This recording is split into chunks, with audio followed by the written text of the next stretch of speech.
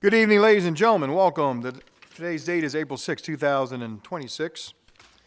Time is now 7 o'clock p.m. I call to order a meeting of the Havre Grace Mayor and City Council. I will call the roll. Council President Ringsacker. Here. Councilmember Boyer. Here. Councilmember Schnegas. Here. Councilmember Boker. Here. Councilmember Jones. Here. Councilmember Ellis. Present. All council members are present and counted for. Could I please ask everyone to join me for Pledge of Allegiance and opening prayer? I pledge allegiance to the flag of the United States of America and to the republic which stands one nation under God, indivisible, with liberty and justice for all. If I could kindly ask everyone to remain standing, as it gives me a great pleasure this evening to welcome Pastor Jacqueline Harris from the To God Be the Glory Ministries. Welcome. We're so happy to have you with us this evening. Thank you. Thank you. I'm very glad to be here today. Thank you so much for having me. Let us pray. Gracious and loving Lord, Redeemer and friend, we come before you with thankfulness. We thank you for who you are, a God of wisdom, justice, and mercy. Thank you for all that your divine wisdom and grace has done for us through your Son, and for the power of the Holy Spirit to continue to do. Thank you for your divine providence for calling together this county council with various gifts to handle the affairs of Havre Grace. We thank you for the men and women of this body called and dedicated to public service. Lord, we ask that you would grant these elected officials wise and discerning hearts to skillfully govern the people of Havre Grace. We pray that they may solve problems, distinguish between what is fair, equitable, and just, and bring order, stability, and prosperity to the community. We pray that the cries of the poor and the marginalized be heard. Let them be treated with mutual respect, fairness, and love, and let the goodness of the Lord through this council bring them hope, encouragement, and freedom. Let there be equality among us and equal application of the laws. In the name of the Father, the Son, and the Holy Spirit. Amen. Amen. Pastor Harris, we thank you very much for your time. Thank you for being here. Thank you. Please be seated.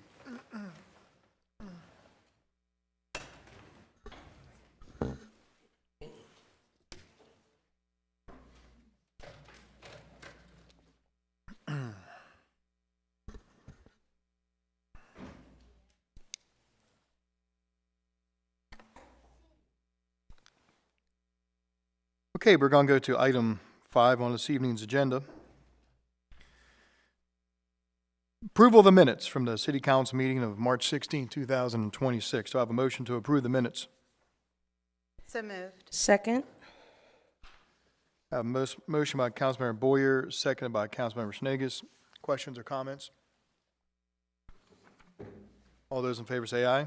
Aye. All opposed say nay. City Council meeting minutes of March 16, 2026, carry 6-0 in the affirmative. Item 6 is comments from citizens. This is the part of this evening's agenda. If you are here to talk about an item that's on the agenda, now's the time to do so. But if you're also here this evening to speak on any other matter of city business, now's the time to do so. What normally I do is if anybody went online or grabbed a form at the door and filled out a form ahead of time, I'll call on those folks first.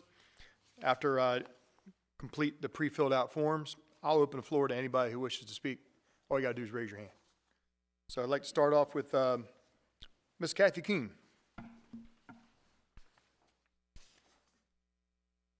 Good evening, Ms. Keene. Welcome. I'm going to ask somebody to join me, another member. Sure. Going to talk about the same thing. No problem. If just one of you could give us your address, that'd be good for the record. Kathy Keene, 205A Seneca Way, Havre Grace. Welcome. Thank you. Mayor Martin, council members, directors, citizens. I'm a board member of the Havre Grace Historic Preservation, Havre Grace Historic Havre Grace Foundation. Get my preservation commissions mixed up. And I'm here to speak in support of two items on your agenda tonight. The first one is the resolution to approve a memorandum of understanding between the city and the historic Havre de Grace Foundation for the use of the Moore family homestead. And the second one is the spring celebration event that our foundation plans to hold at the Moore family homestead on May 2nd. I think I distributed some flyers, Adam? Yes. So you can take a look at that. A little background information. What is the Moore family homestead? Not everybody in Havre de Grace knows. It's a property located at 710 Market Street in Havre de Grace, which was donated to the city in 2016 by George Barry Burns, the last Moore descendant to live there. The property consists of a large corner lot at the intersection of Market and Lafayette Streets, the 1847 main house, a secondary house, an old boathouse, and a large productive garden in the back, the Victory Garden, managed by the Havre de Grace Green Team. Yay, Green Team. What is the Historic Havre de Grace Foundation? It's a 501c3 nonprofit established in 2018 under the leadership of Ron Browning. The foundation is dedicated to the preservation of buildings, sites, and neighborhoods that have historic value in our National Register Historic District. The spring celebration event that we're planning will be the first public event held at the Moore family homestead. It's a lovely location with large old shade trees on a grassy lawn, 1 block from the lighthouse, the promenade, the Maritime Museum, and the Decoy Museum. The main house will be open, and the Victory Garden is there for all to enjoy. But the food, no picking, because the food produced there goes to the local food pantries. We're planning music and food trucks and a silent auction. And more importantly, we want to have a dedication to Ron Browning. As most of you know, he was a dedicated volunteer to Havre de Grace and initiated many things in Havre de Grace, including the Lafayette Trail, Defenders Day, the biannual yard sales. He just did so much for Havre de Grace. We haven't really had anything to commemorate him, so we're hoping to do that. And that's all that I have. Thanks. Good evening. My name is Diane Pearson. I'm at 616 North Adams. I am the secretary and treasurer of the foundation. I'm here on behalf of our president, Randy Menard, who could not make it tonight, unfortunately. First off, thank you very much, Mayor and members of the council, for our chance to speak regarding the MOU and the spring event planned by the historic Havre de Grace Foundation. The foundation is very excited to partner with both the city and the Preservation Commission of the city, of which I am also a member, to be able to celebrate the founder, Ron Browning, who was also a member of the commission, and his many contributions to the preservation, preserving the history of Havre de Grace, as well as the opening of the Moore family homestead to the public. As someone who's fairly new to town, though I guess after 2.5 years, I guess I'm in now, there's been a number of occasions when I've been at the Moore family homestead with the commission, either putting in furniture or putting up Christmas decorations, and I've had people walk by and get really excited. Is it open? Can we go in? Can we see it? And unfortunately, I've had to tell them not yet. So hopefully with tonight's vote, we can finally let them in.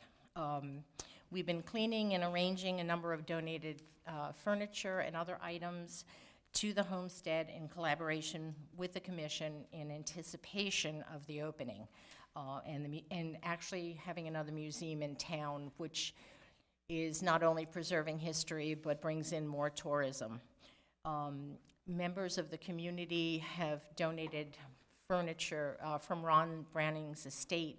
We were the foundation was donated a huge grandfather clock and other items. So if approved, we've already started looking at other dates that we could work with the city to open the museum, having docents there, and always having either a member of, it'll typically be a member of the commission and the foundation there as well.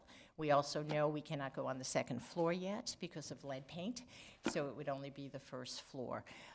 In an attempt to subtly bribe you all, perhaps, for tonight's vote, I do have invitations for all members of the council to our May 2nd event, if I may pass them around.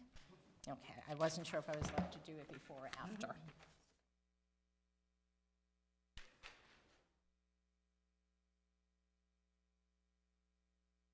Thank you.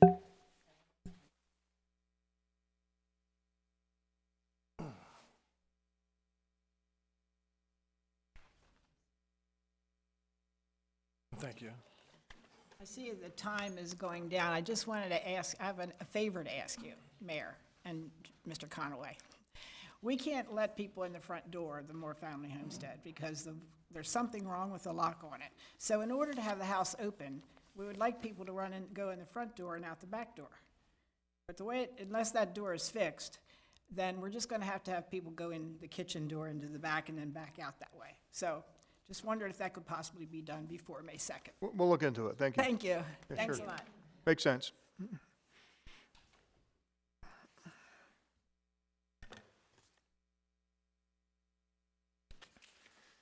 Okay, I'd like to call forward Diane Pearson. Oh, I'm sorry, you're just up there. Sorry. Sorry, Ms. Pearson. My apologies. Okay.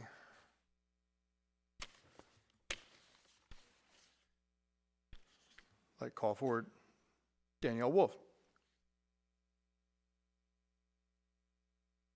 Good evening. Welcome to the council meeting. May you please have your address for the record. Good evening, 2019 Lori Lane here in Havre de Grace. Welcome. Good evening, Mr. Mayor and council members. I would like to, on behalf of the Havre de Grace Green Team, thank you for your support of International Dark Sky Week, which runs from April 13th through April 20th, 2026, and remind everyone of the Star Party happening at the Havre de Grace Promenade on April 18th, beginning at 8:30 p.m. Dark skies at night benefit wildlife ecosystems and enable scientific discovery, and we're delighted to see Havre de Grace embrace this educational opportunity. And that's all I wanted to share this evening, so thank you. Thank you very much.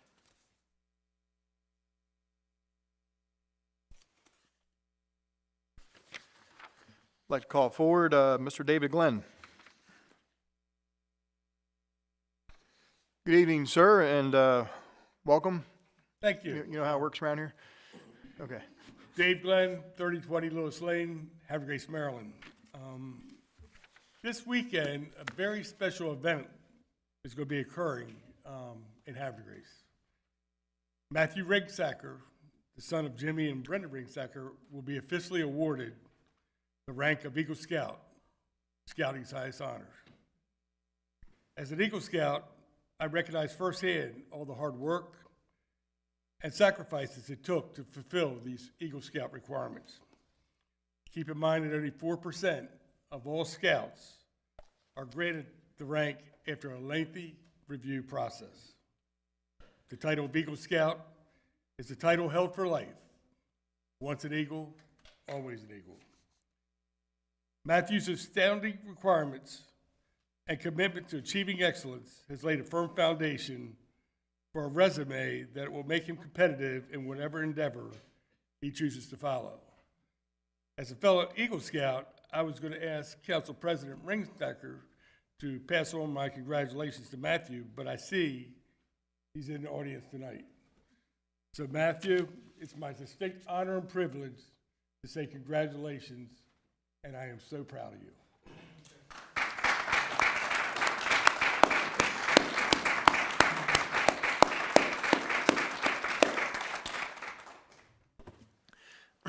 Thank you, Mr. Glenn. And that is the all the pre-filled out forms that I have. So now we're going to open up the floor for public comment. This is agenda items or any other matter of city business. Please raise your hand to be recognized. Any comments from the council? Okay, without any further comments from the public or from the council members, we will move forward on the agenda.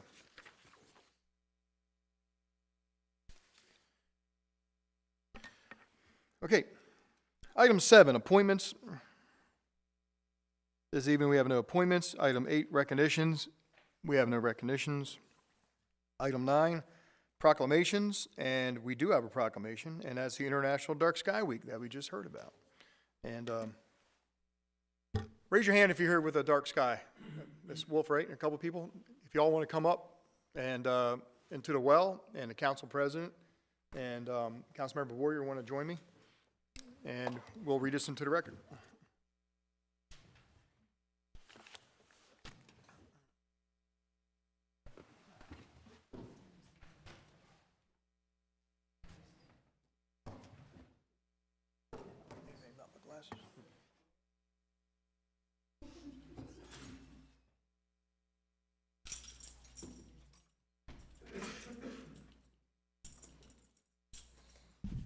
Thank you.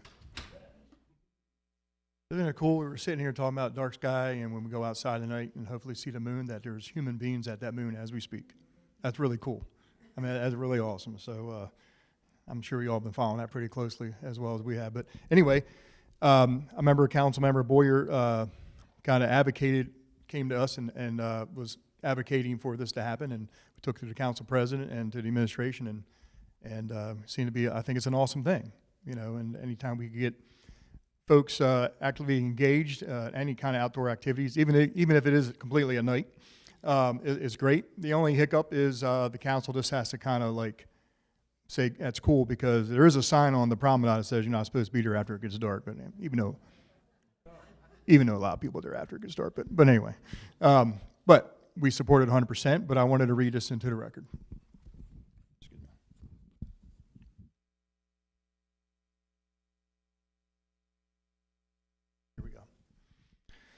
City of Havre, Grace, Maryland, proclamation, International Dark Sky Week, April 13th to the 20th, 2026. Whereas the aesthetic beauty and wonder of a natural night sky is a shared heritage of all humankind, and the experience of standing beneath a starry night sky inspires feelings of wonder and awe and encourages a growing interest in science and nature, especially among young people. And whereas 80% of the world's population lives under a dome of light pollution, excessive artificial lighting at night that disrupts natural darkness, and may never experience the visual wonder of ecological and health benefits of living under a dark sky. Whereas the light pollution has scientifically established negative economic and environmental consequences, which result in significant impacts to the ecology on the human health of all communities, including the city of Havre de Grace. Whereas Havre de Grace has 9 city parks, including Tidings Memorial Park, Veterans Park, and the Joe K Trail, a yacht basin, along with waterways including the Susquehanna River and Chesapeake Bay that create a home for wild species who rely on undisturbed night environments during migration to hunt, mate, and thrive, as well as for citizens to take part in the great outdoors, encouraging activity, community education, and inspiration. Whereas Dark Sky International is a global recognized authority on light pollution, has created International Dark Sky Week to raise awareness of light pollution and provide free education, resources, and solutions to the public to encourage the protection of the enjoyment of dark skies and responsible outdoor lighting with the help of Maryland residents.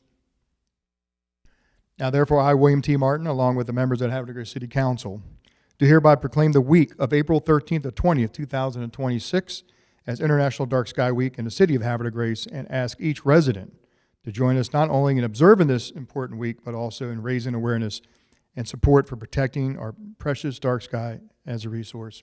Signed by myself, the Director of Administration, and all the council members. Who would like to take this? Okay, it's yours. Anything else you wanted to say to add to it? We're good? Okay. All right, April 18th, right?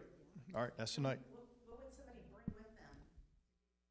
They can bring a telescope, or they can just bring themselves, because we will have telescopes there provided by the Harford County Astronomical Society.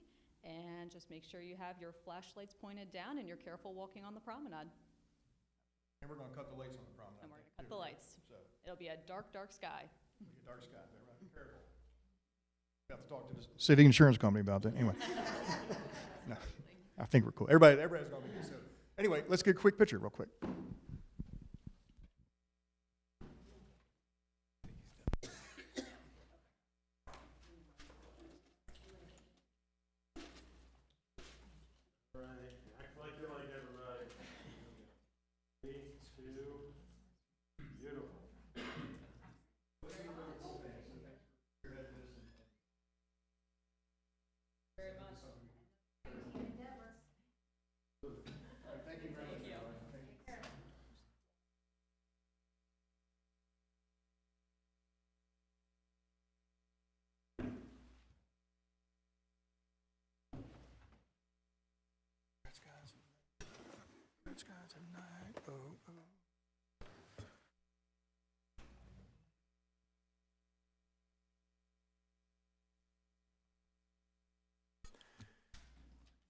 I got that song, Red Skies at Night by The Fix in my head.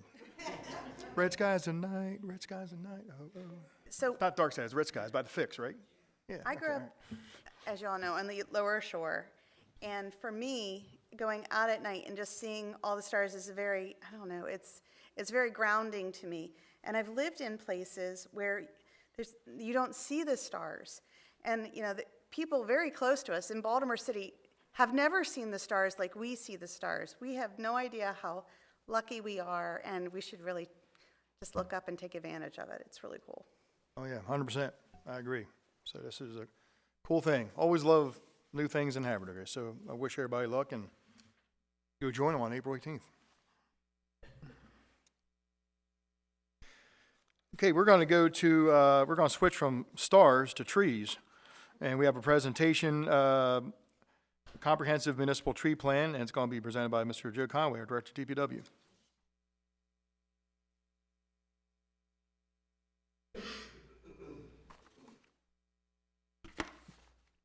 Which one? Oh, headquarters. Gotcha. Thank you, buddy. Mr. Mayor, Council, thank you for this opportunity to present our 2026 comprehensive tree care plan. Inside your packets is the whole enchilada. My presentation is going to be more of a brief overview by PowerPoint. And before I start, I'd like to, big shout out to the Municipal Tree Commission. This is definitely a collaborative effort with Councilman Ellis as our council liaison. And, a lot of good input from everybody, but probably the biggest input came from our rock star, Miss Morgan Jones, sitting right there. Morgan, can you stand up so everybody can recognize you? Yeah, she was absolutely great with the, with the formatting of all this, and she's got like 6 master degrees. Well, we got 3, right? Yeah, she got 3, so. So let's get this thing started. Okay, the 2026 annual tree care plan for the city of Havre de Grace. Purpose and vision: proactively manage and maintain the urban forest, improve public safety and tree health, enhance canopy resilience and longevity, and support social and economic benefits. So this effort reflects the Havre de Grace's commitment to a safe, vibrant, and sustainable landscape for years to come. The value of urban trees. Trees are critical infrastructure, deliver measurable economic returns, improve community health and resilience, and provide long-term cost savings. Economics of urban forest in Maryland gives you a couple ideas of, because of urban forestry, it employs 12,129 people. Because we are a Tree City USA, most communities like us, the average per resident is $6.67 compared to $3 for anybody who's not a member of Tree City USA. And probably the most important number on here is tree cover at private homes add $804 million annually to property values across Maryland. Roles and responsibilities. Effective implementation of this plan relies on coordination between city departments, contractors, and advisory groups. Every tree planted is a promise to future generations. So it starts with the mayor, myself, which I work under the direction of the mayor, DPW staff, licensed tree contractors, and the Havre de Grace Municipal Tree Commission.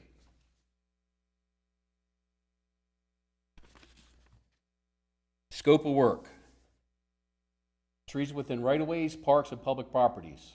Focus corridors will be Union Avenue, Washington Street, Ontario Street, and Congress Avenue. All tree activities conducted utilizes the ANSI A300 standards, which is a federal guideline. The plan defines the extent and types of tree maintenance activities to be performed during the 2026 calendar year. Goals and objectives. Tree health. Improve overall tree health and structure. Sustainability. Support long-term planning and growth. Enhance decision-making. Maintain and expand urban forest benefits through asset management. Public safety. Reduce public safety risk.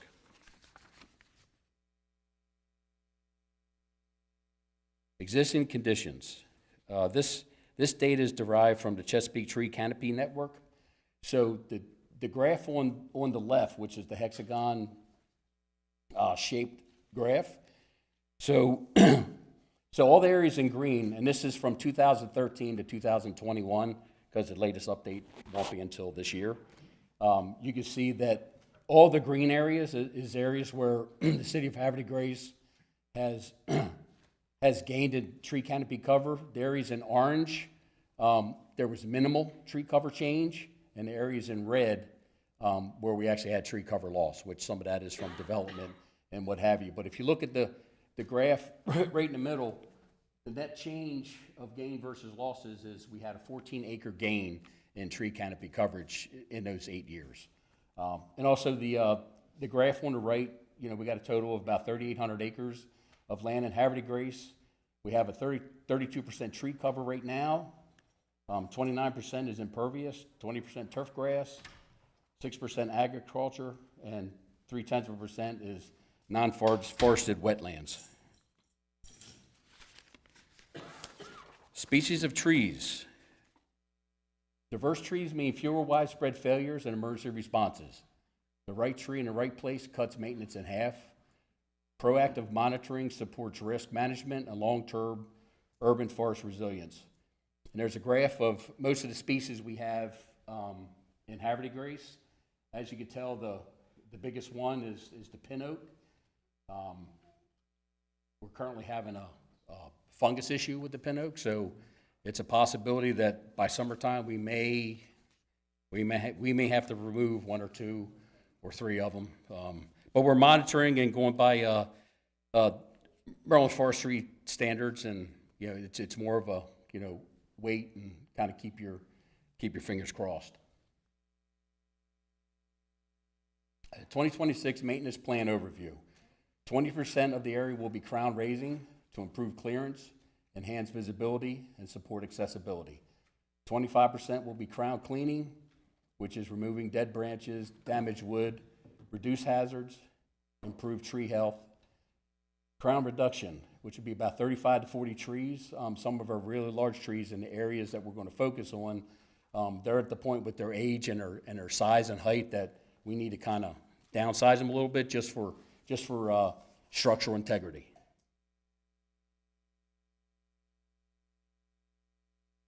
We'll also be planting 50 trees this year. We're going to plant 25 next month and another 25 sometime in October.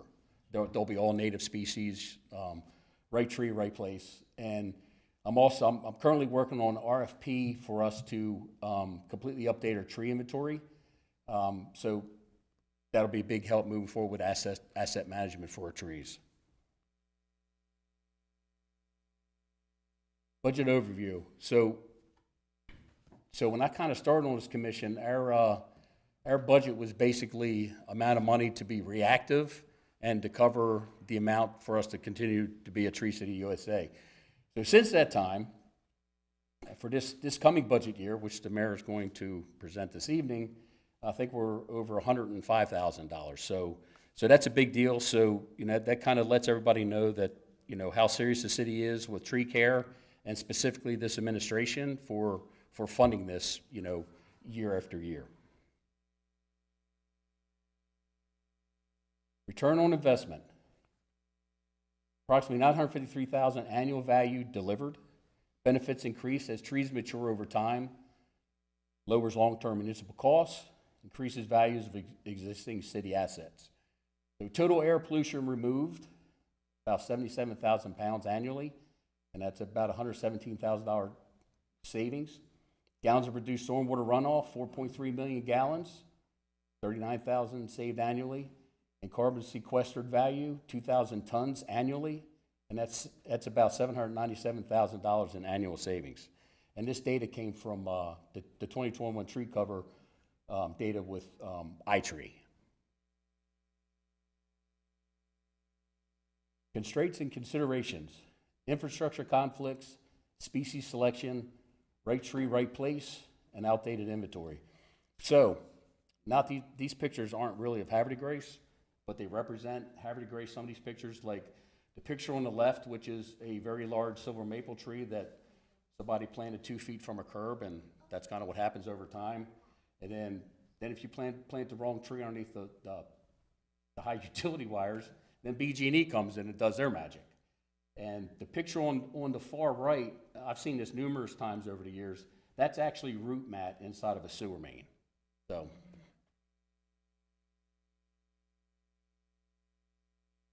where do we grow from here? 40% canopy by 2035, a completely updated tree inventory for the entire city of Havre de Grace, 5-year maintenance plan, and continued community engagement. Last but not least, a Greek proverb: a society grows great when old men plant trees whose shade they know they will never sit in. And that concludes my presentation. Open for any questions. Just a real quick one, Director Conaway. First of all, fantastic presentation. It's amazing to me when I looked at the one of the stats in there was like 4.3 million gallons of water that we actually divert because we have the storm water run, because of the trees. Pretty amazing.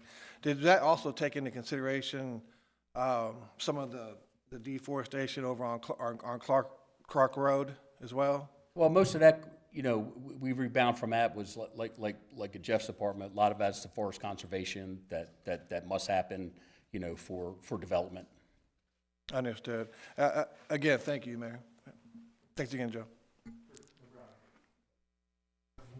I first want to just say kudos to you for putting together this wonderful presentation and this wonderful, actually this is it right here, the wonderful report. I found it very extremely helpful and very insightful. And I know you got a lot of help from Morgan, who's just an absolute gem. We're so lucky to have her volunteer for multiple commissions within the city of Havre de Grace. Her passion is outstanding, and she has definitely led us down a path to success. I love the concept, as a former person on the tree commission, the 40%.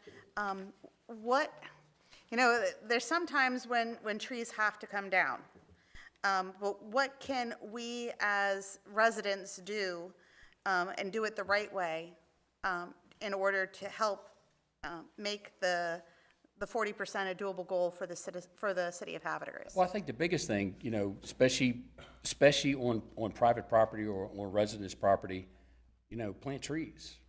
Plant understory trees, plant shrubs, because it all helps out in the long run. Now, when somebody goes to plant a tree, should they contact DPW before they plant it?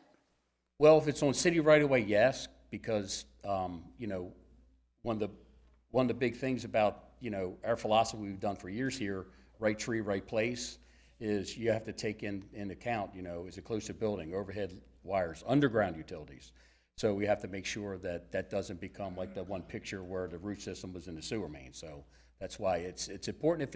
If they have any questions, if it's the city right away, just give me a call or shoot me an email, and I'll come out and get you straight. And then finally, I've been watching that poor tree on Union and I think it's Franklin. Is that one of the ones that? Yes. Yeah. Okay. It's right on the bubble. Yeah. Yeah. Yep. Okay. And so if you take that down, how long till you can replant another tree there? We could do it, probably the fall. In the fall? Okay. I mean, it's an enormous tree. Yeah, so whatever goes there in its place, I mean, it's gonna be like the proverb said, I won't see the shade, so. Yeah, and that's also why we, as a city, have proactively tried to underplant so that when the older trees come down, we have others Yes. that are coming up. So, Correct. awesome. Thank you. Welcome. Yeah, Mr. Conway, thank you very much. I know you've been the city liaison to the tree commission for decades. But, I mean, and you and I have had a lot of talks about what it means to be a tree city. Every year we do something special for Arbor Day. And you're right, I remember years ago, the money in the tree budget was usually just enough money to take down a bad tree but, we've worked to change our philosophy that, it's better to have maintenance money and take care of trees and plant more trees than to be reactive. And so if anybody's seen, and I know you've all seen aerial shots of the city of Havre de Grace, we have a pretty decent tree canopy here. And it's good. I mean, it's great. I mean, we love to brag about it. I mean, it's a great source of pride, but, trees are beautiful and they're big, but they take maintenance. And if you don't take care of the trees, how many times have we had big branches fall off an oak tree and hit somebody's car? Yep. Cities just, and that's, thank God that no one was in it. So like, we have to take care of our trees, we have to maintain them. And I've said this before, and Mr. Conway's sitting here as my witness. When you see a big tree coming down, it's dead. We don't just randomly want to spend $15,000 to take down a beautiful tree. It means it's either got a fungus or a disease, or it's dead, or it's a danger to people and property. So I just want everybody to realize that, because people sometimes think, why is the city taking down that tree? Oh, because a neighbor didn't want it there. No, we would never take down a beautiful tree just because somebody doesn't like a tree. But, we take it seriously. We're going to keep investing in planting trees, maintaining trees. And I want to thank you for all the years of service you've been on Tree Commission, and I've learned a lot from you and the members on your commission about trees. So thank you very much, Ms. Conway. Appreciate it. Thank you. Thank you.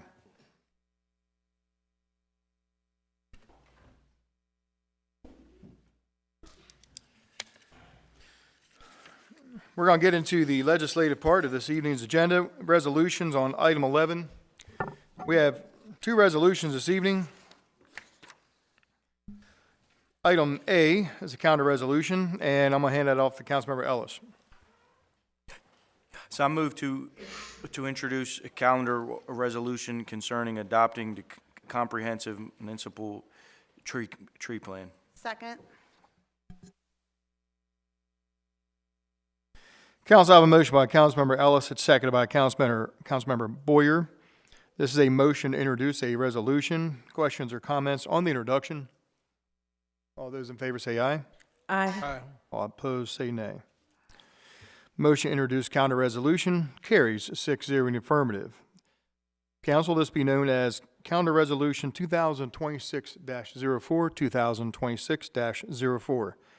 A resolution by the Mayor and City Council of Havre de Grace, Maryland, pursuant to the Local Government Land Use and Natural Resource Articles of the Annotated Code of Maryland, Sections 33 and 34 of the City Charter, and City Code Chapter 186 relating to the adoption of a comprehensive municipal tree plan. Council to have a motion to adopt Resolution 2026-04. So moved. Second. Motion by Councilmember Schnegus, seconded by Councilmember Boyer.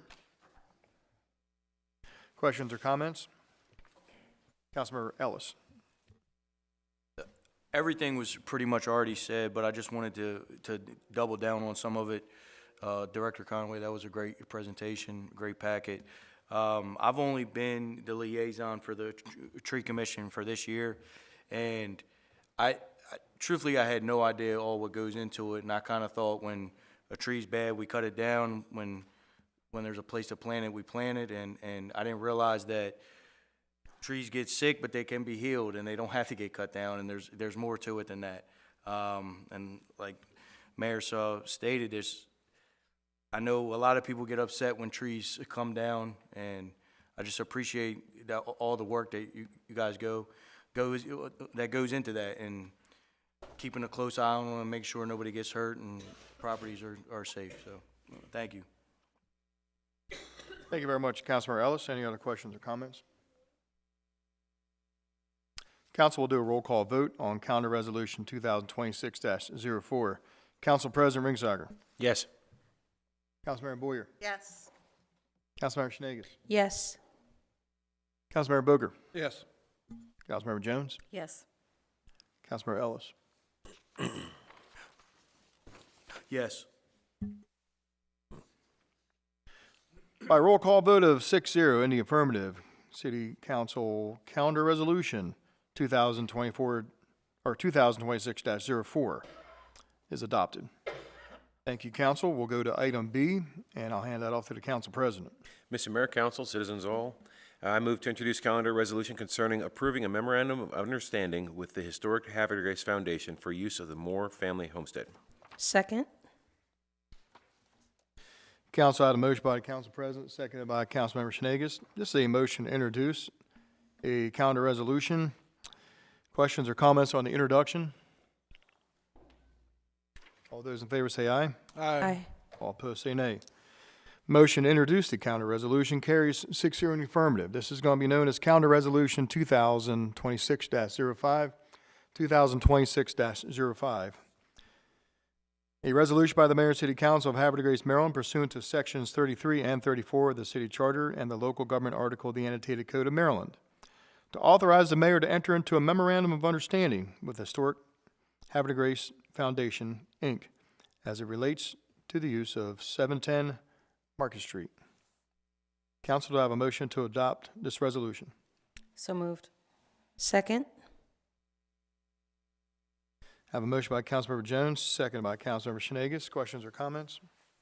Council President.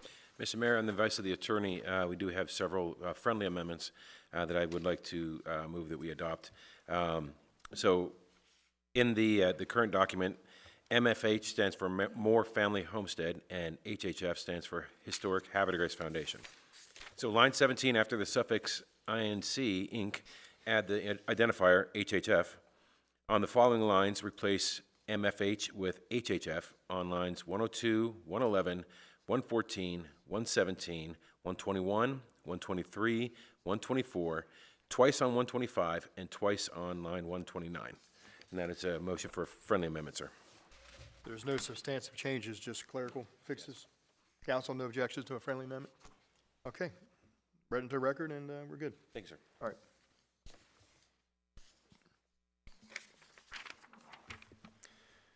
Any other questions or comments? Council, we're going to do a roll call on Calendar Resolution 2026-05. Councilmember Boyer? Councilmember Schneegis? Yes. Councilmember Boger? Yes. Councilmember Jones? Yes.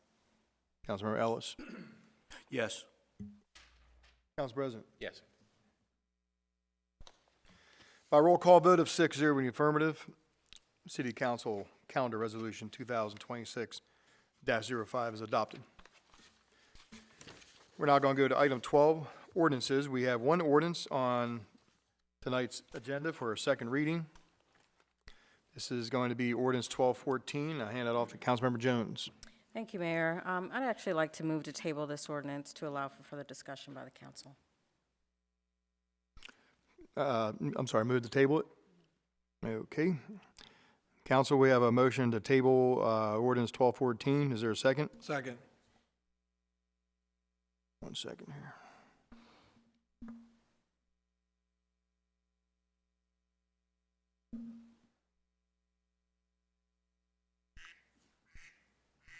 Sorry.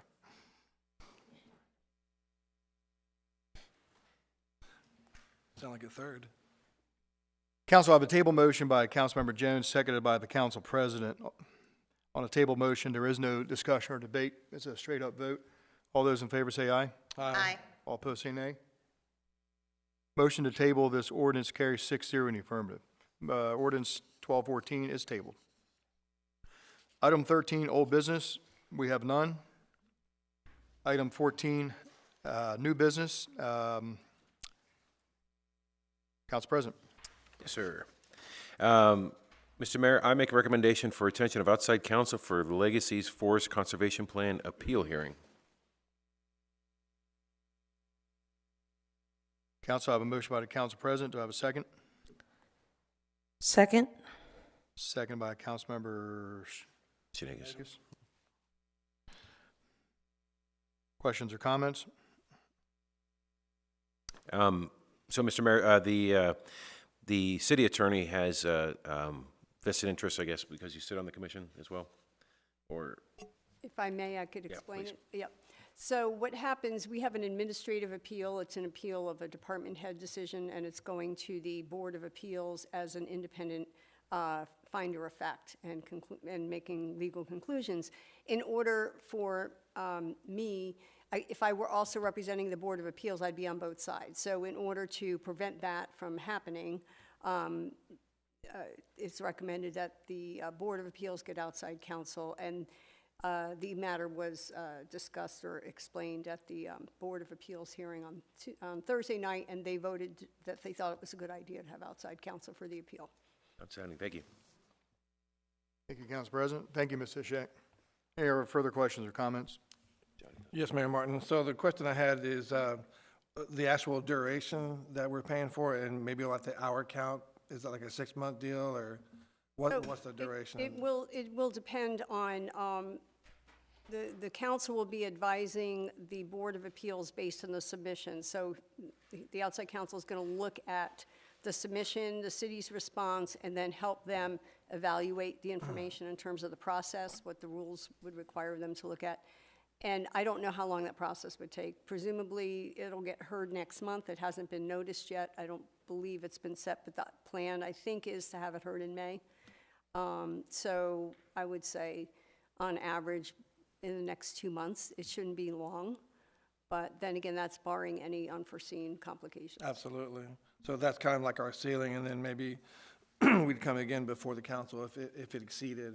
Yeah, I think if it was going to be longer, we can come back, and I would make that recommendation to the Board of Appeals if they think they need more time or a second hearing. I just don't know what the outcome will be. Yes, ma'am. I wish we all knew the outcome of every proceeding, right? But no, I appreciate that. Thank you, Mayor. No problem. Any other questions or comments? Council, I have a motion by the council president, seconded by Councilmember Snakes. All those in favor say aye. Aye. All opposed say nay. Motion for retention of outside counsel for Legacy's Forest Conservation Plan appeal hearing carries 6-0 in the affirmative. Item B, Council President. Mr. Mayor, council citizens, again, I make the motion to retain outside counsel for the Jones appeal hearing for reasons which were previously explained. Council, I have a motion by the council president. Is there a second? Second. Second by Councilmember Jones. Questions or comments? All those in favor say aye. Aye. All opposed say nay. Recommendation for retention of outside counsel for the Jones appeal hearing carries 6-0 in the affirmative. Item C, special events. Dr. Ritchie. Thank you, Mayor. Council, for your consideration this evening, we have 3 special events. The first is the Moore Family Homestead Spring Celebration that you heard about earlier today during citizen comments. That is to be held on May 2nd from 12 p.m. to 4 p.m. at the Moore Family Homestead. The second event is the 2026 Fall Concerts by the Lighthouse, September 17th and 24th, and October 1st and 8th, from 6:30 p.m. to 8 p.m. at Concord Point Park.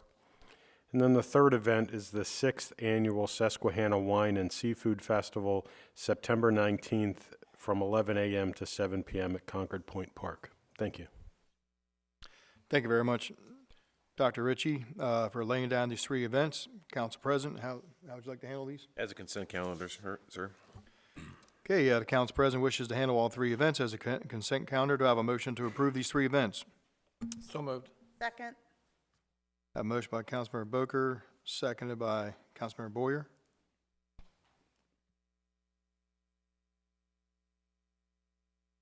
Questions or comments? All those in favor say aye. Aye. All opposed say nay. Motion to approve carries 6-0 in the affirmative. Item 15, Director's Reports. Dr. Ritchie. Thank you, Mayor. Council, colleagues, citizens. I do want to thank the council for adopting the municipal tree plan and approving the MOU with the Havre de Grace Historic Foundation this evening, so thank you very much for that. Completely Unchained, a tribute to Van Halen, is performing at the Star Center on April 11th at 8 p.m. On the 17th at 7 p.m., the Amazing Bubble Factory brings the amazing art of bubbles to life right in front of the audience's eyes. And Beginnings, a celebration of the music of Chicago, is performing at the Star Center on the 18th at 8 p.m. And summer is right around the corner, and that means that registration is open for the Star Center summer camps. If you bear with me, I'm going to read a very long list of summer camps. So we have the Kids Musical Theater Camp, and they are performing Disney's Lion King. The Junior Musical Theater Camp, they are performing Disney's Lion King Jr. Teen Musical Theater Camp, they are performing Dear Evan Hansen. Then we have Little Veterinarian Academy, Minecraft Summer Camp, Superhero Academy, Star Artists Camp, Tumbling Camp, Jurassic Camp, Princess Dance Camp, Sonic the Hedgehog Sports Camp, Decades of Disney, Junior Academy of Wizardry, Camp Half-Blood, Infinity and Beyond Space Camp, Super Mario STEM Camp, Beast Games Camp, Learn to Fly Aerial Arts, K-Pop Demon Hunters Summer Camp, Pinkalicious, Bugs Life Camp, Improv Theater for Beginners, and they are performing freestyle fairy tales, Stranger Things Escape Room Camp, Let's Code, Pop Princess Dance Camp, Stranger Things Strategic Gaming Camp, and Lights, Camera, Action Filmmaking Camp. But please remember that going through the Star Center website, starcentermd.com, is the only way to ensure that you're receiving authentic Star Center event tickets. We do not sell tickets on other reseller sites. And you can learn more about these and all the other wonderful events that we have throughout the city at explorehavredegrace.com. Filing for candidacy for the Havre de Grace May 5th, 2026 election for city council seats closed on March 17th. There are 7 candidates who will appear on the ballot. The election will take place at the Star Center. Polls open at 7 a.m. and close at 8 p.m. If you would like to learn more about the election, you can visit the city's website, havredegracemd.gov. There is a red banner at the top of the page that states City Election 2026, everything you need to know. Click on that banner and you will be taken to all of the information regarding the election. If you're interested in learning more about the candidates, the Havre de Grace Chamber of Commerce is hosting their candidate forum on April 23rd at the Star Center, which is right across the street at 700 Congress Avenue. That is going to be 6 p.m. And then also OPAC, that's the Ontario Otsego Positive Action Committee candidate forum, is being held on Wednesday, April 29th at 6:30 p.m. at the Star Center as well. If you are unable to attend the OPAC candidate forum, you may view it on the city's YouTube channel. And then lastly, I do have some exciting news to share. Under the direction of Mayor Martin, the city administration had pursued and has been awarded a local government energy modernization grant that totals just shy of $931,000. It's for the implementation of energy efficiency measures as well as the installation of a solar array on top of the Star Center. This project is estimated that it's going to save the city $3.7 million over the lifetime of the solar panels. So a lot of hard work went into that, and I congratulate the team that worked on it, and then also Mayor Martin for championing this. Thank you, sir. And this concludes my comments for the evening. Thank you. Thank you very much, Dr. Ritchie. Appreciate the update. And we're going to go to comments from Mr. Jeff Goins, our Director of Planning. Good evening, members of council. So in the month of March, we had 55 permits applied for. 15 of those were new construction, 1 single-family home in Bully Rock, 4 single-family homes in Silent Hill, 5 townhomes in Bully Rock, and then 5 townhomes in Greenway Farms. 20 of those were renovations and additions, and then we had 20 other permits, which are mainly fences, sheds, and solar panels. In terms of our boards and commissions, we do have one item on the May Board of Appeals, which was mentioned earlier, the appeal of the Forest Conservation Plan for Legacies.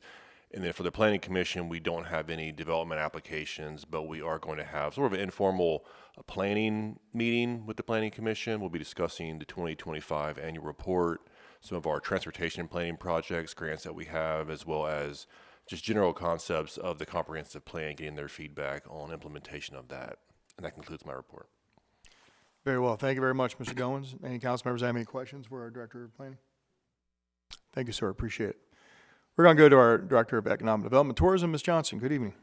Good evening, Mayor, Council, citizens at home and in the audience. A few quick updates.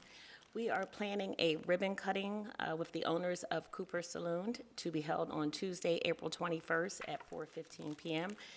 Mayor and Council should have received a save the date. An invitation will be forthcoming probably near the end of this week or early next week. So again, that's Tuesday, April 21st at 4:15 p.m. And I am saying that at the dais because the public is also invited to celebrate our newest business in the downtown Main Street district. Also, the Route 40 Business Association, I am a member on their board, is holding their monthly meet and greet on April 8th, 2026 at the Island Spice Grill and Lounge. That's in Emerson Park, Edgewood. I mentioned that because we have several businesses in the city of Havre de Grace that are members of the Route 40 Business Association.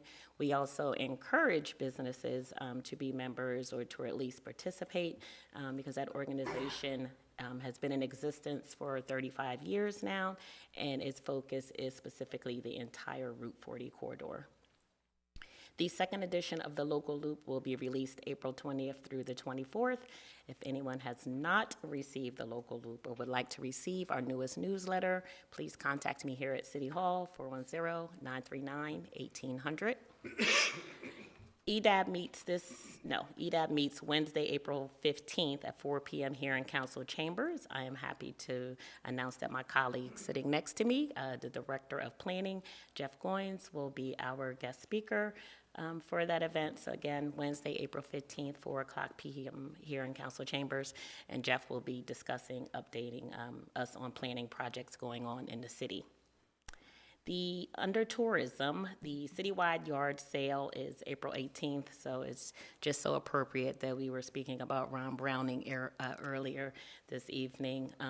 So at this point, we have 80 participants in the yard sale. If anyone is still interested in participating, you can call Marcia at the Visitor Center, 410-939-2100 to sign up for the citywide yard sale.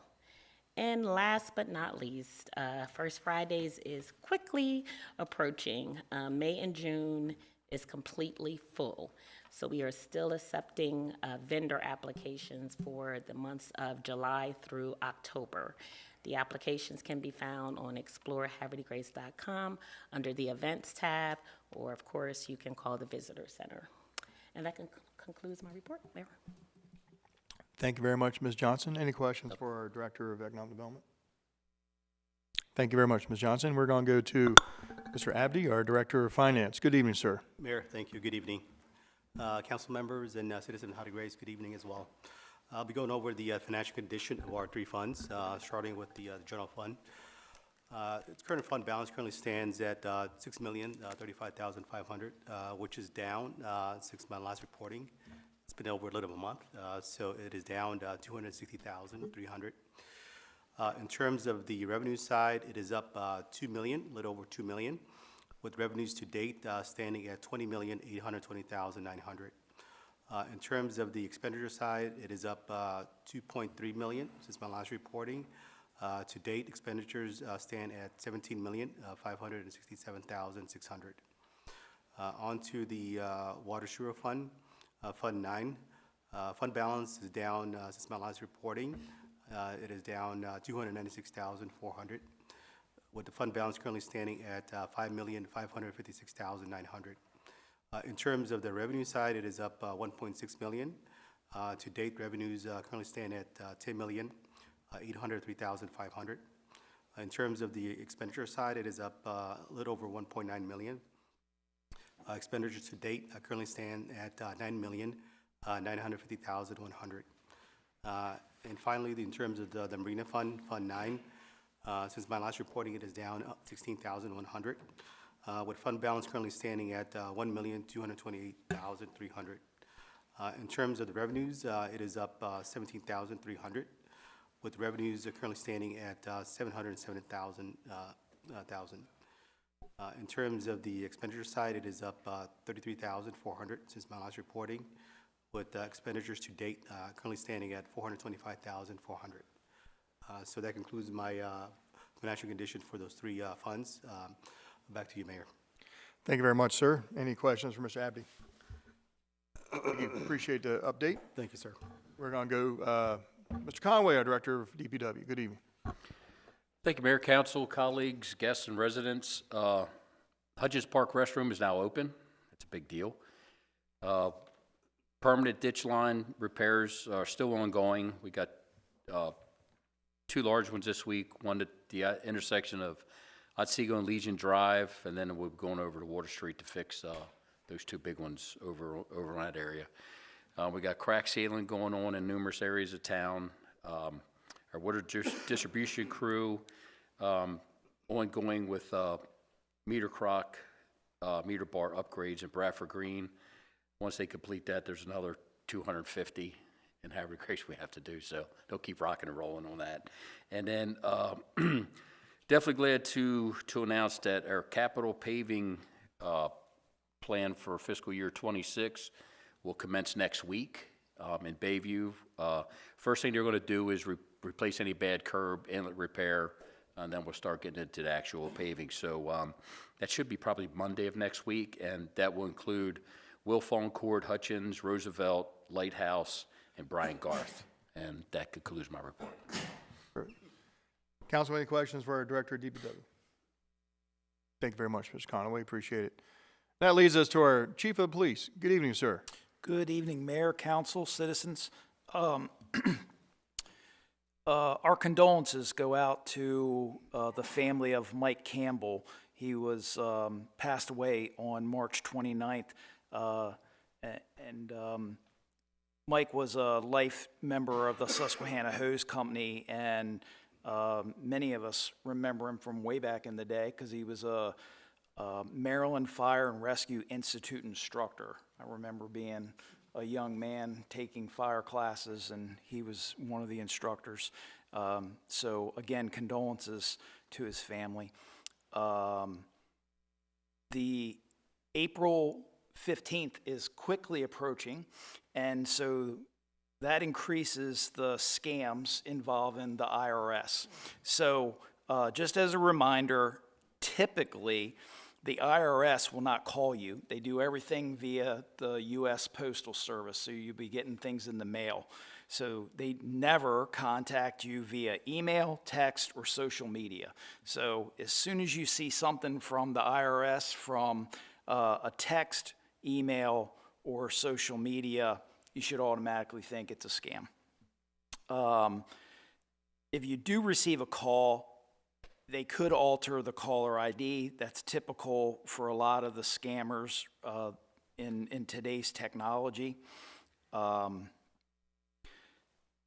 Warning bells kind of should go off that, you know, as much as we all think that the IRS is like out to get us or something, they never threaten, and they especially never use local police as a threat to say, hey, we're going to get the police to come and get you. So as soon as those kind of comments are made, you should automatically be thinking that it is a scam, and they will never ask for a credit, debit card, bank information, want you to wire money to them via a wire transfer service, or purchase gift cards. So I know it sounds absurd, but all those things occur, and they get you on the phone and get you confused.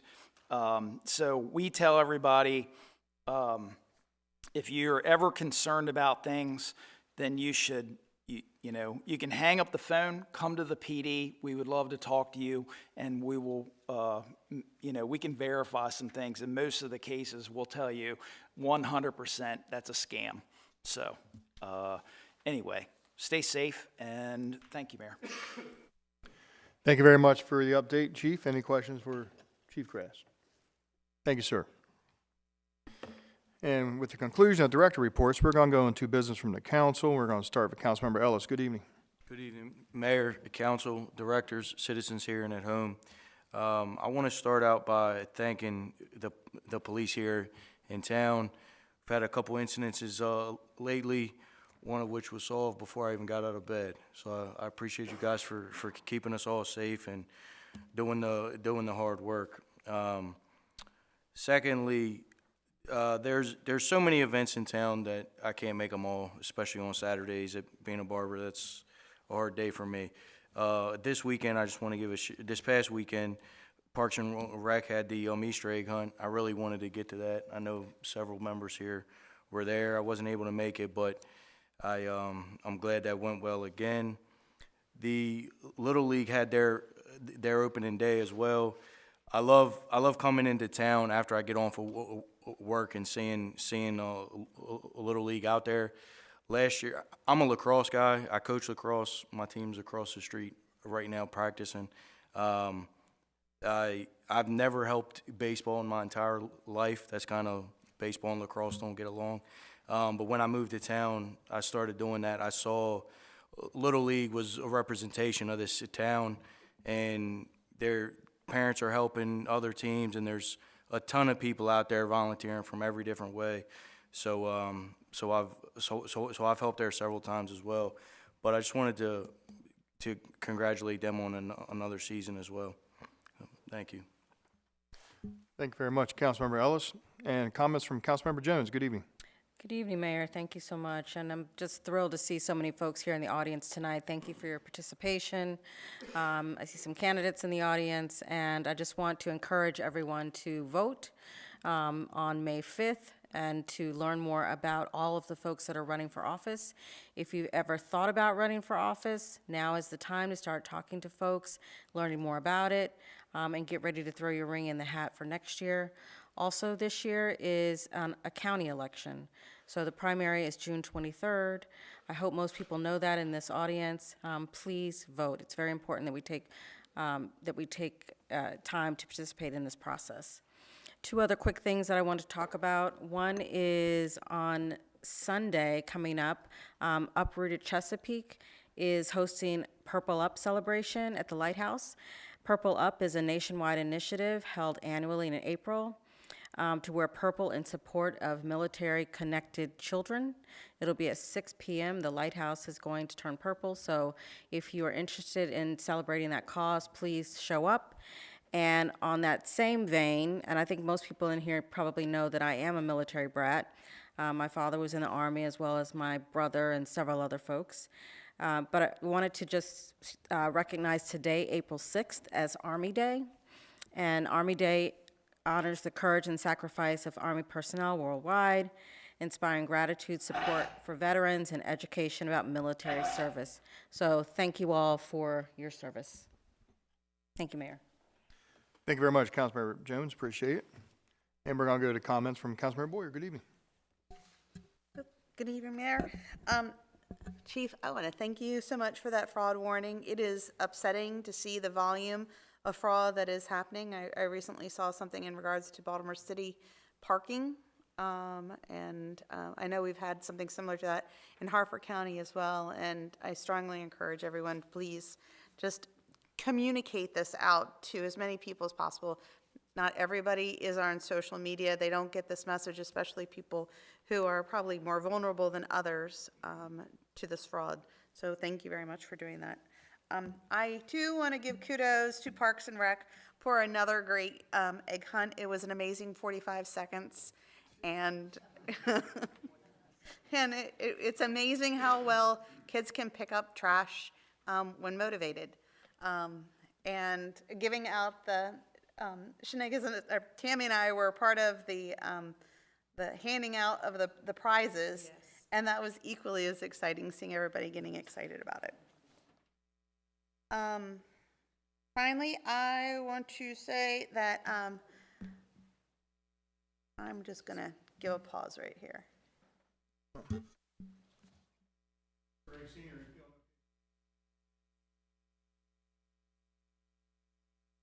Mr. Mayor, can I move for a short recess? Yeah, absolutely. Council, any objections to a short recess? We're going to go in a short recess for about 2 minutes.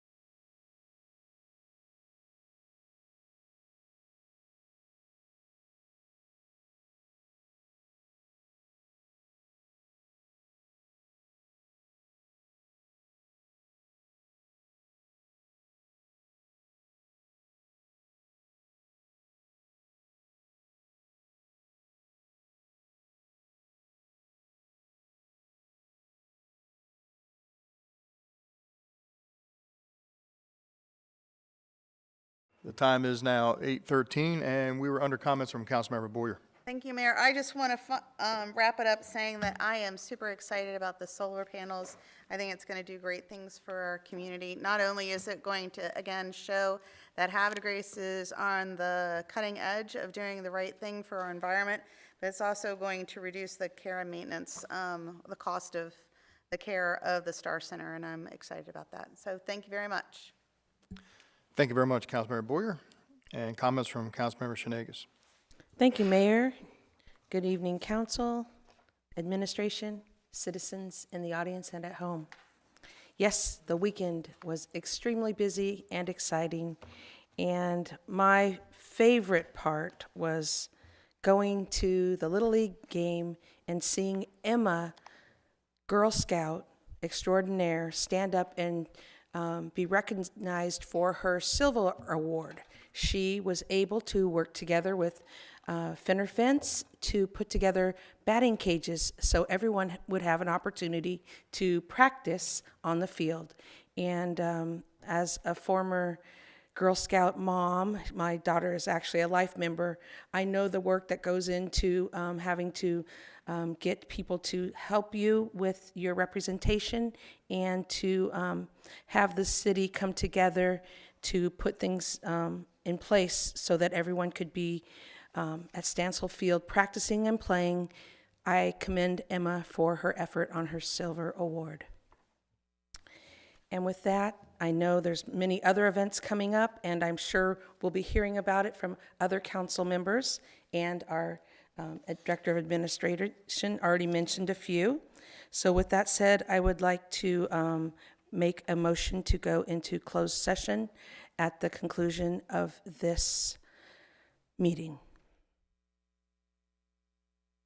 You have a motion to go into closed session? Yes. All right. I move to go into closed session at the end of the meeting.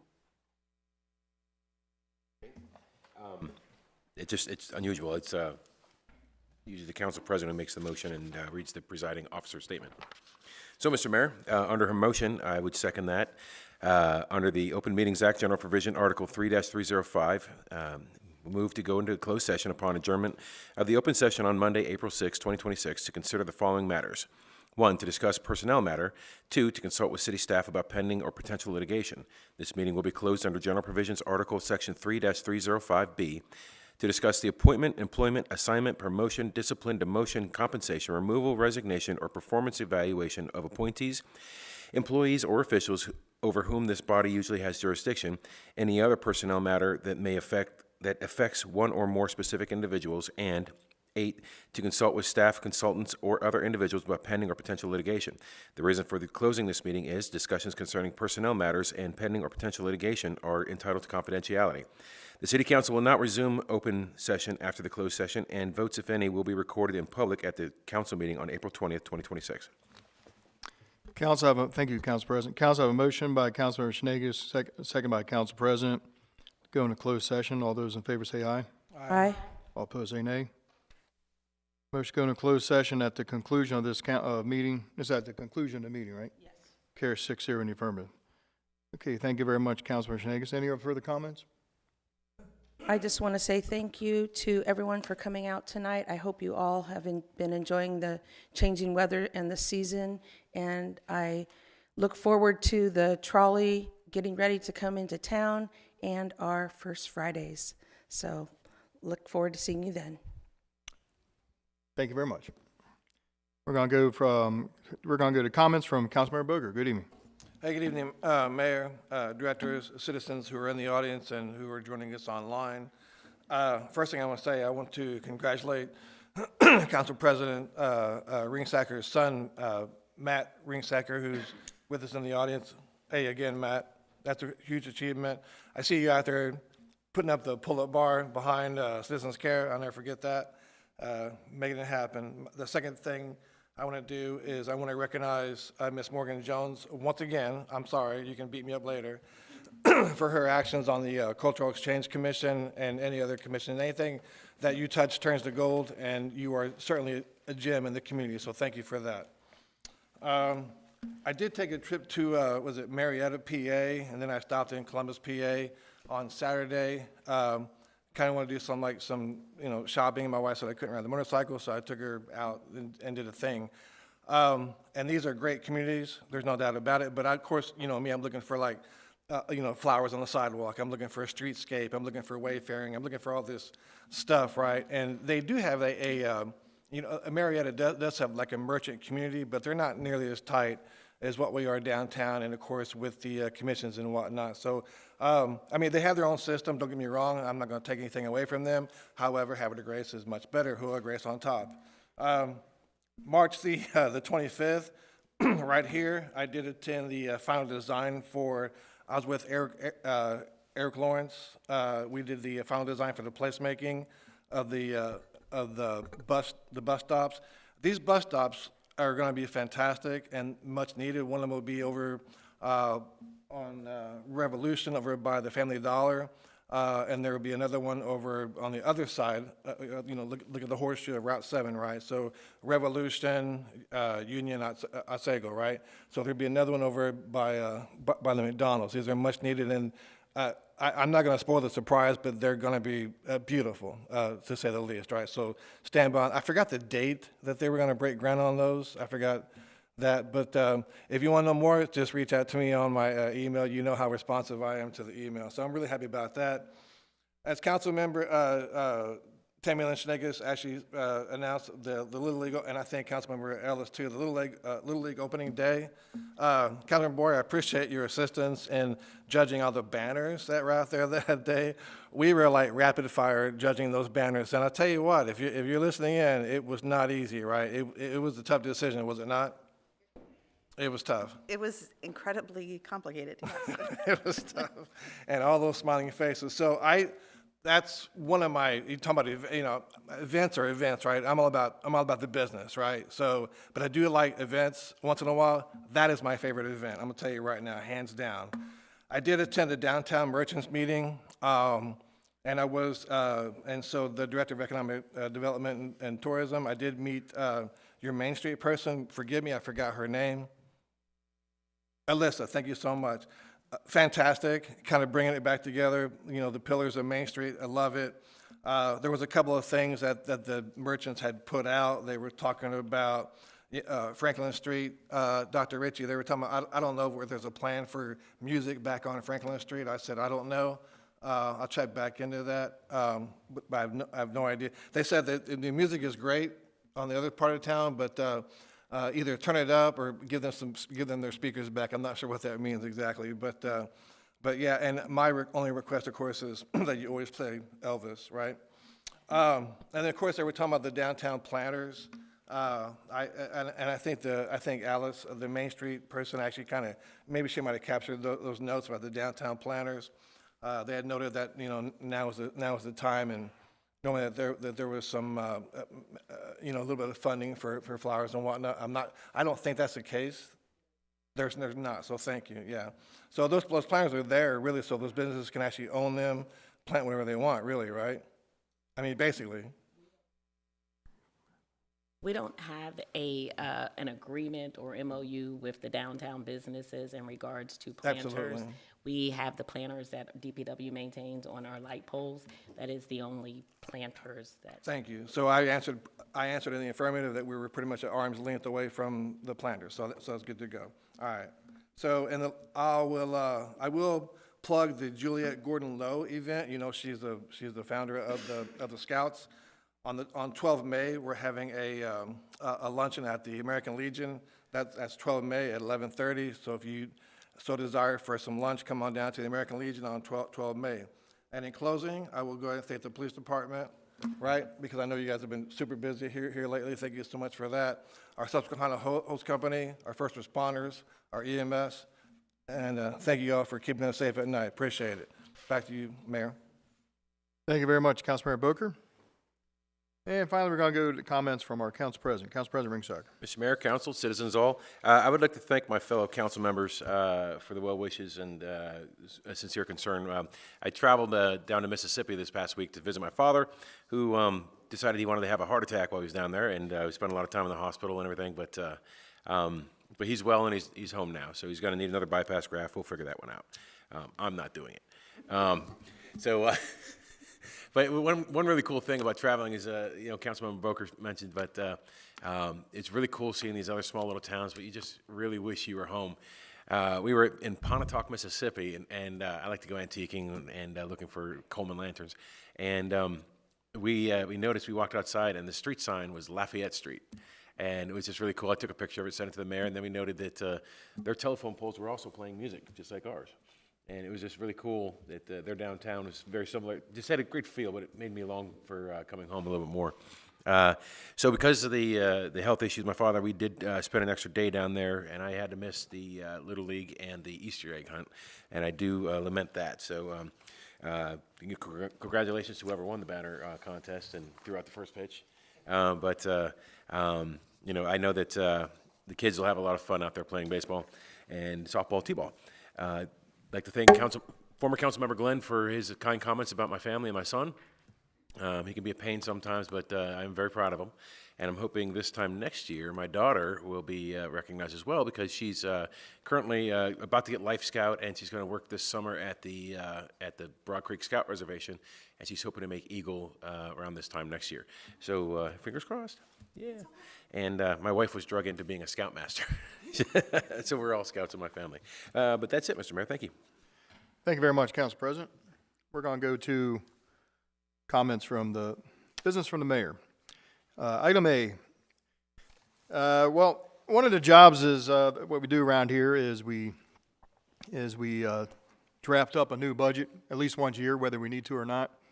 And tonight's the night that we present your 6 council members with the operating proposed draft budget for fiscal year 2027. So if you don't mind, hot off the press. And I mean literally hot off the press. About an hour ago.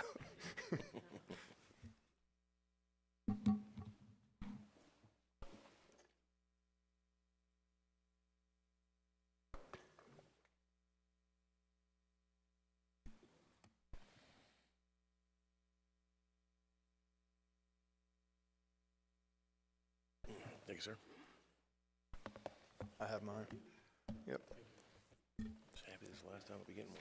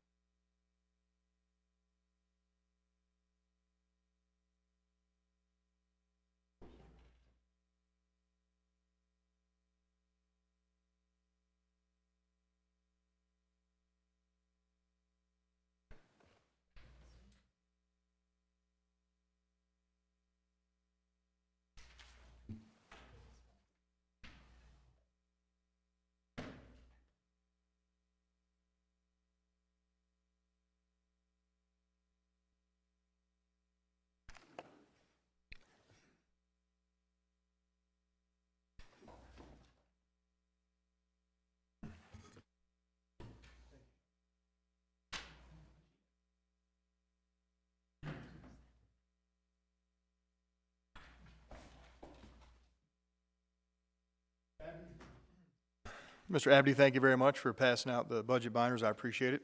Thank you, sir. So council, in your hands, you have my proposed budget for 2027. And if the public at home would indulge me for what may be about maybe a 4-minute introduction, I'd like to read a cover letter into the record.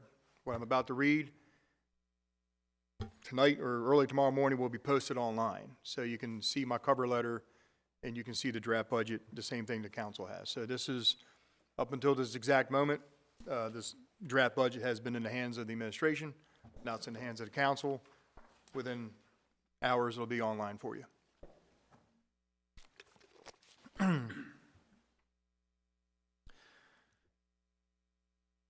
Honorable members of the Havre de Grace City Council, our great nation will soon be celebrating 250th birthday. And preparing this fiscal year 2027 budget, I've reflected upon the wisdom of our forefathers and how their words rang just as true today as they did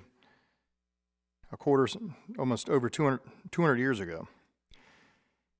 In the publish of Thoughts on Government, which John Adams wrote in April of 1776, 250 years ago this month, John Adams said the following statement: "We ought to consider what is the end of government before we determine which is the best form. Upon this point, all speculative politicians will agree that the happiness of society is the end of government, as all divines and moral philosophers will agree that the happiness of the individual is the end of man. From this principle, it will follow that the form of government which communicates ease, comfort, security, or in one word, happiness, to the greatest numbers of persons and in the greatest degree is best." As I present this fiscal 2027 budget, my administration is guided by those very same principles, articulated by John Adams and published this very month 250 years ago, that the end of our work is the ease, comfort, and security of our residents. This budget achieves that end by maintaining a sound fiscal foundation today to ensure a secure community tomorrow. When I sat down with my staff to prepare this budget proposal, I set 3 core investment priorities: public safety, human capital, and infrastructure. The key features for the proposed FY27 budget includes no tax rate or water and sewer rate increases. We are maintaining property tax, water, and sewer rates at fiscal year 26 levels. Investment in public safety, a $487,000 investment in police officer compensation. The goal of this funding is to strengthen our recruitment and retention of highly qualified officers by reducing the pay gap with neighboring jurisdictions. We are increasing our regional competitiveness, and this investment aims to ensure that the officers we recruit and train stay here to serve our community for a long term. Investment into our water and sewer plant operators. We have created a new water and sewer fund pay scale, which includes a competitive compensation structure for our plant operators, clear career paths, and incentivizing advanced certifications and higher skill sets. This better positions the city to attract, develop, and retain the skilled certified professionals necessary for high-quality service and operational continuity. And investment in infrastructure. Over $1 million investment for road, curb, and sidewalk repairs and replacements in this budget this year. Maximizing value is what I'm going to talk about next. Instead of raising taxes, I instructed my staff to reassess and, when possible, to renegotiate major expenditures without reducing city services or employment benefits. Some of the major victories I am pleased to announce are as follows. Funding the pensions. By working closely with our pension consultant, we are shifting the funding strategy toward industry gold standards to ensure long-term fiscal stewardship of the sworn officer pension plan, the civilian pension plan, and the taxpayer dollars that part fund them. This move not only secures the future financial health of the pension plans, but also reduces the funding volatility that the municipal budget has experienced in prior fiscal years. In the category of health care, our medical insurance provider initially proposed an 11% increase in premiums for this upcoming year. Through skilled negotiations, we were able to reduce the increase to 4.6% and secure a $122,000 administrative fee credit. But because our city pays 80% of the insurance costs and employees pay 20%, the city will retain 80% of this credit, while the remaining 20% will be dispersed in June 2027 to employees on the plan. This credit effectively offsets the premium changes in premium, bringing our net medical insurance increase to 0% increase for next year. Workers' compensation insurance. Through a continued focus on workplace safety, effective claim management, and a robust return to work process, we have reduced workers' compensation insurance premiums for the next fiscal year. And finally, we have a 5-year capital improvement plan that we have developed, a comprehensive 5-year capital improvement plan to chart a path forward. This plan increases predictability and enhances our ability to strategically plan and manage our community's future infrastructure needs. In the category of public safety, the police officers of Havre Grace Police Department deserve more than just our thanks. These brave men and women deserve compensation that reflects their value. This budget increased total police compensation by $487,000. By doing so, we are taking a stand to remain competitive with surrounding jurisdictions. I intend to continue championing this cause because our community deserves nothing short of the best police force, and we cannot retain the best if we are not competitive. We are able to make this investment because of the items previously mentioned and by maximizing the Harford County police differential, from which we anticipate receiving about $1.9 million this year. Infrastructure. This budget proposes a $1 million investment specifically for paving, curb replacements, and sidewalks. While property values have increased, leading to higher revenues, I am committed to reinvesting those funds directly back into our streets, curbs, and sidewalks. In the category of the Star Center, the Star Center has quickly become one of the region's leading performing arts venues. I am pleased to announce that the Maryland General Assembly recently passed Senate Bill 283, providing $500,000 in direct state funding to the Star Center. This brings the state total investment to $1.8 million since we acquired the facility in 2021. I view this continued support as a major vote of confidence from the state in our operation and management of this premier venue. Additionally, my administration has secured a local government energy modernization grant totaling near $931,000. This will fund energy efficiency measures and a massive rooftop solar array on the Star Center. These panels are expected to save the city roughly $150,000 a year, or $3.7 million in energy costs over the lifetime of these solar panels. Additionally, to better align the fiscal year budget with my administration's goal of providing clear and transparent government, we have reorganized the special event budget in our budget into 4 separate categories. It will be broken down as special events administration, Star Center events, Opera House events, and festival events. And last year's budget, it was all put under one category called Star Center. Almost done, everybody. Thanks for bearing with me.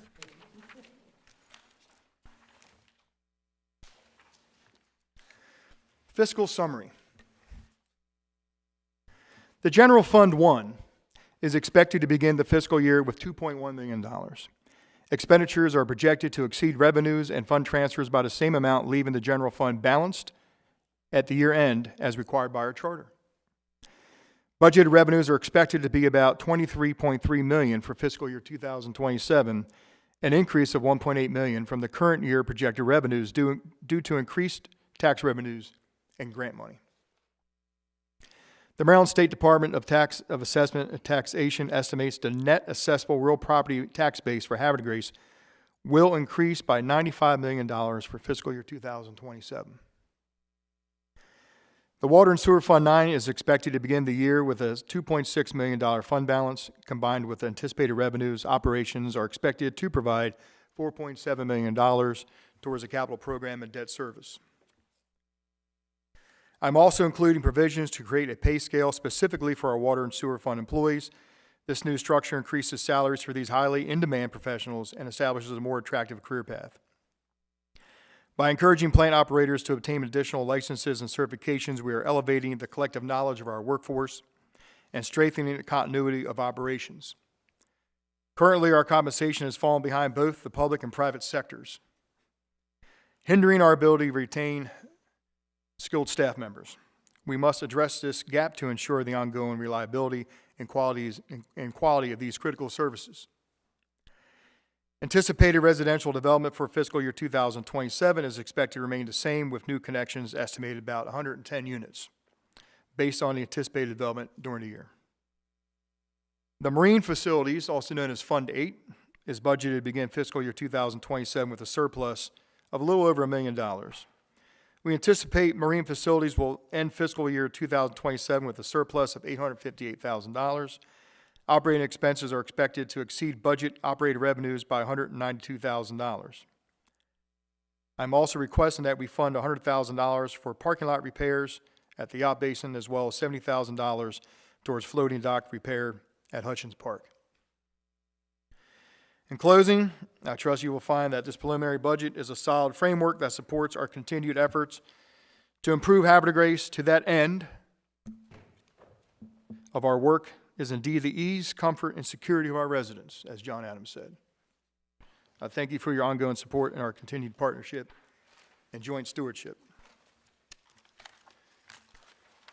Ladies and gentlemen, let me summarize briefly a couple things. And the privilege I've had to serve 11 years as mayor, each year presents a different challenge. When I first became mayor, the greatest challenge was, for many years, the Water and Sewer Fund. Another great challenge was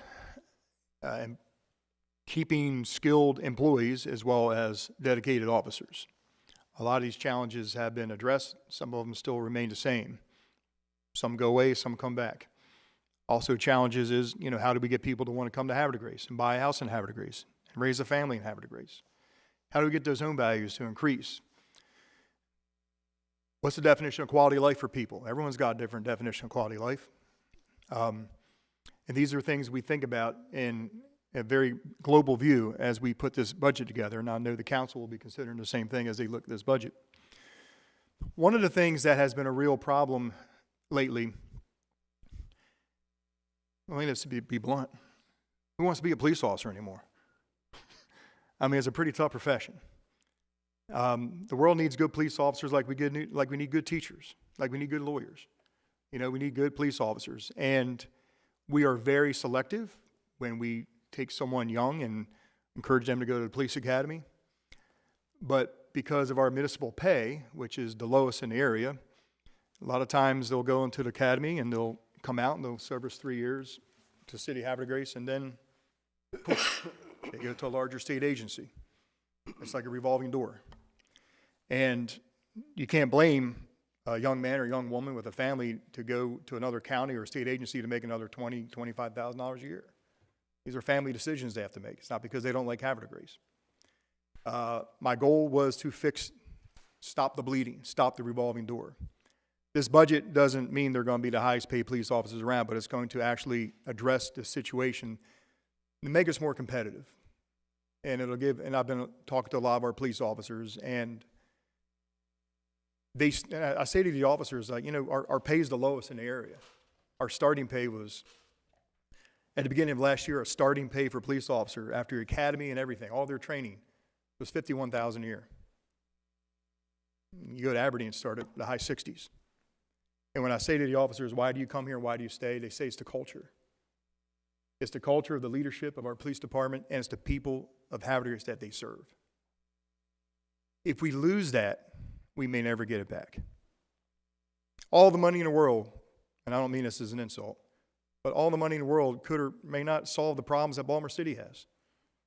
Sometimes it doesn't take money that solves crime, it takes people.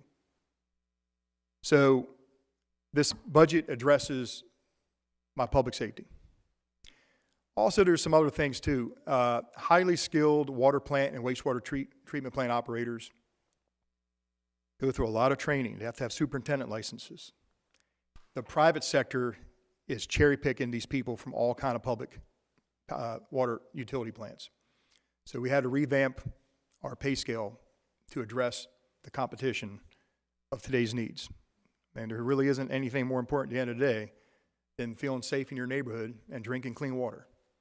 So these are things that we really wanted to address in this budget this year. But, you know, I also want to address, there's no tax increase, and there's no water and sewer rate increase. And I know some of you might be shocked to hear that. I know my council's probably shocked to hear that, especially after the Water and Sewer Commission came about a month ago and recommended a water and sewer rate increase. This is not a political game. Matter of fact, I'm not even running for office this year. I'm running for office next year when I probably have to raise rates. But anyway, but the reason I'm doing this is we really took a long look at the Water and Sewer Rate Fund, or Water and Sewer Fund, Fund 9. And by moving some things around and, you know, delaying a few things till next year and stuff, and with the forecasted development we have coming in, we can make it this year and pay our bills without having to raise the water rates on our citizens. Your homeowner insurance has gone up. Our car insurance has gone up. I don't even want to say the three letters that we don't want to hear, BGE. We're getting hit everywhere by rate fee increases. I could have easily put in a 10% fee increase, and everyone would have been like, well, I guess so, everything's going up in price. But if we can save the citizens a couple $100 this year just by maneuvering some things and rearranging things, we're going to do it. That is why, principally, I've always been against legislation that automatically triggers rates increase every year. So I think what you pay and the fees you pay every year should be examined by people. And if we can give a break this year to the citizens of Havre Grace, and I can tell everybody that, you know, I think we're going to be fine, we'll be all right, then I think we should. I can't talk about next year. But this year, I said, you know what, let's see if we can just give our citizens a break. So there's no water and sewer rate increase.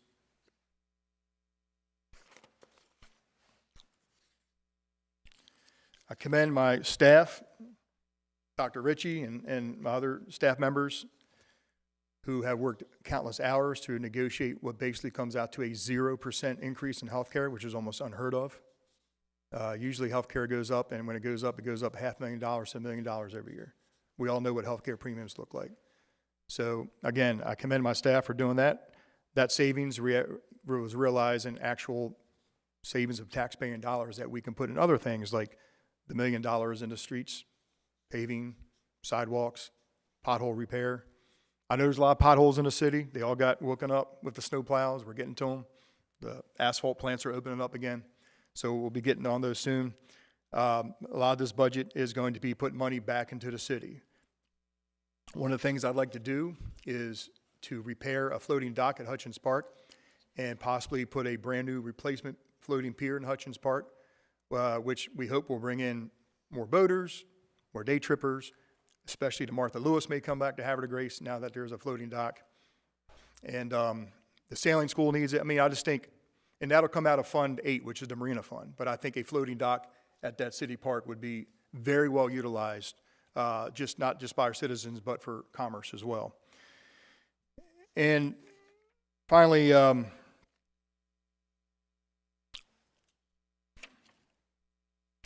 just wanted to say that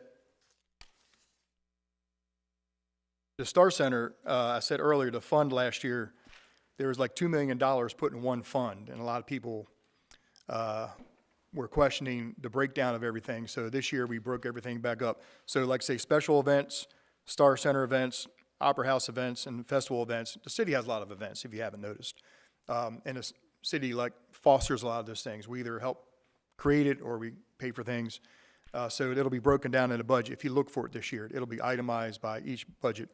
And like I said, one of the crowning achievements we have this year is my staff wrote a grant this year, and we received funding for almost $1 million in solar panels for the Star Center, which is something we've been wanting to do for a long time. It's almost $150,000 a year to heat and air condition the Star Center, the gymnasium, the auditorium.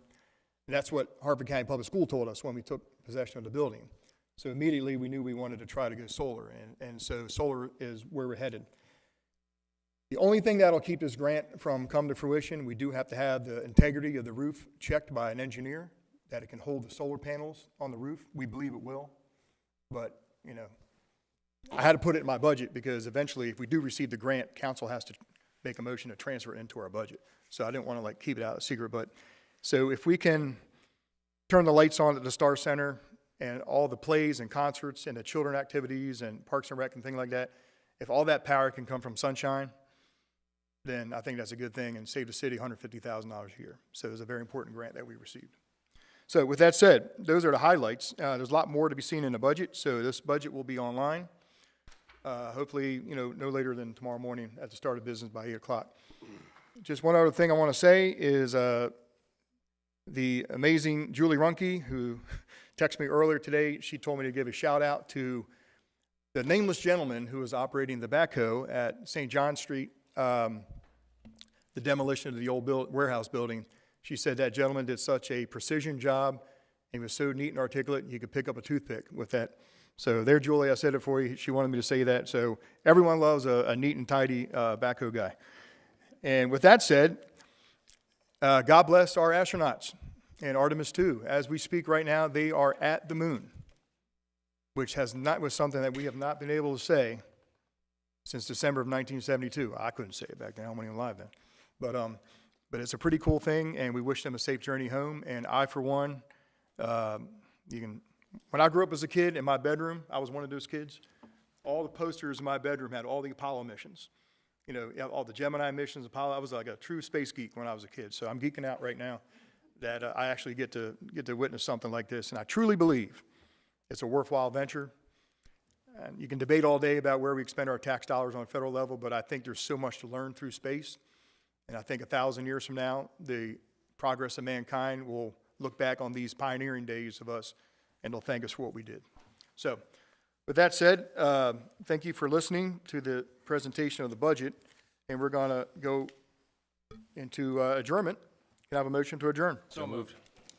I have a motion by Council President, second by Councilman Boker. All those in favor say aye. Aye. Aye. All opposed say nay. Motion to adjourn carries 6-0 in the affirmative. The time is 8:49. Thank you very much, everybody, and we'll see you in 2 weeks.